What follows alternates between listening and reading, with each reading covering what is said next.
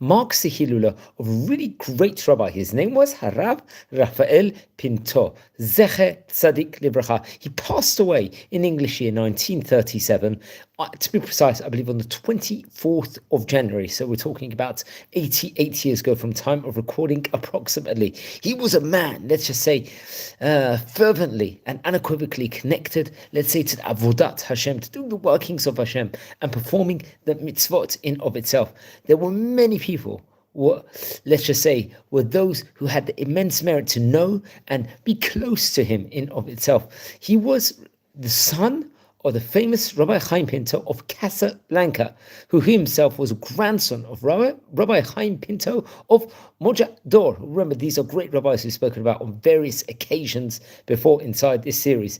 As much that, let's just say, the Jews, many different Arabs, it was very, very diverse. Many people would actually come to him from all walks of life, and they come to him for much needed, let's say, brachot, advice within regards to the world lively cycle in of itself.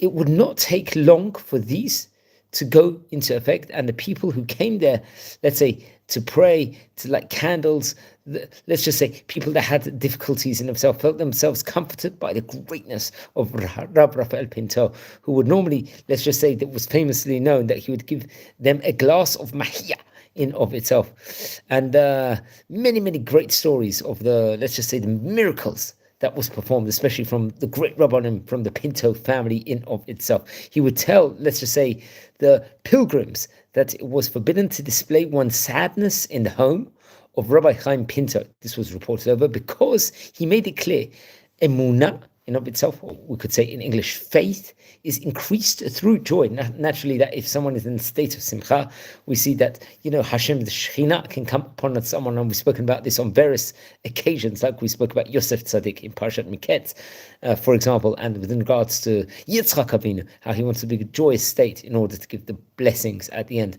to his son. And it's actually interesting. And in this way, let's just say the people that would come visit his house would come convinced that their troubles had disappeared and they'd be in a very joyous state.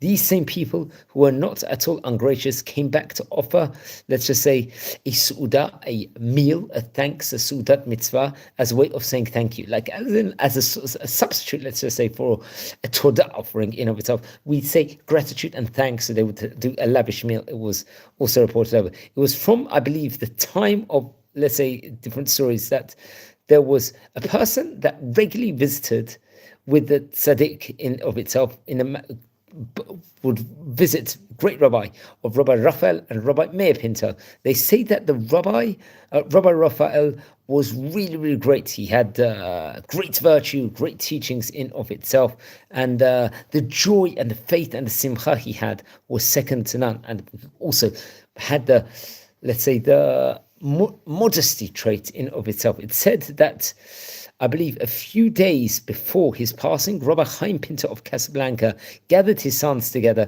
in order to bless them. When it came to the turn of Rabbi Rafael, Rabbi Chaim Pinto began to cry.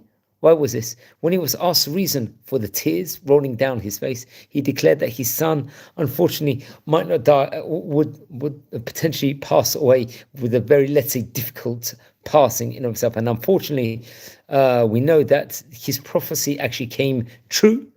One day, apparently reported over in the year 1980, this is what's stated over inside website, the Daily Zohar website, which we are using, this dailyzohar.com, which gives a, let's say, a chronicle or whenever it's a hilul of the great Rabbanim. So I'm quoting this article in itself. I recommend everyone to look and visit the page to explore the great other rabbis also.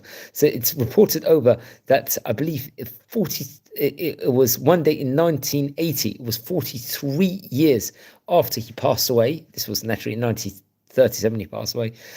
An Arab in neighborhood and two other individuals broke into Rabbi Rafael's home in the middle of the night and unfortunately really badly beat him with an iron bar, then stole everything he had. After a week of unbearable suffering, Rabbi Rafael rendered his soul to Hashem. The Tzaddiq's maid remembers that a few days before his passing, he said, "On the day that I die, a great darkness will ensue." And so that it was. On the night following his death, Casablanca found itself completely in the dark. and electrical failure having plunged inhabitants of the city into a total blackout. And they actually say, not long after the passing of the tzaddik, an Arab neighbor entered his home and finding Rabbi David over there, said, made the tzaddik himself disclose the identity of his murderer. That same night, around midnight, the police arrested the murderer in question. One can say that the Arab's requests had been granted because the murderer quickly admitted to his horrendous crime. The day of the burial, apparently reported over, the entire city of Casablanca was in mourning. They were avelut. 1 month later, another tragedy struck. It's reported over here on the Daily Zohar website over here. And this time, Rabbi Meir also unfortunately left this world. On that day, the Chevra Kadisha came to pray and was found to wait close to 5 hours as the tzaddik, agonizing, passed away. Yet with a smile on his lips, it's reported over this on the website over here, the Daily Zohar.com, which has, I've used this article over here with regard to the great Rabbi Rafael Pinto. It's his Hilula here on Yud Bet Shvat. Please don't forget to light candles in the great Rabbi's memory. And we're a community here. We're learning about the great rabbis of yesteryear. So if you happen to be related to any of the great Chachamim, please let me know. And wishing you blessings from Israel. Take care.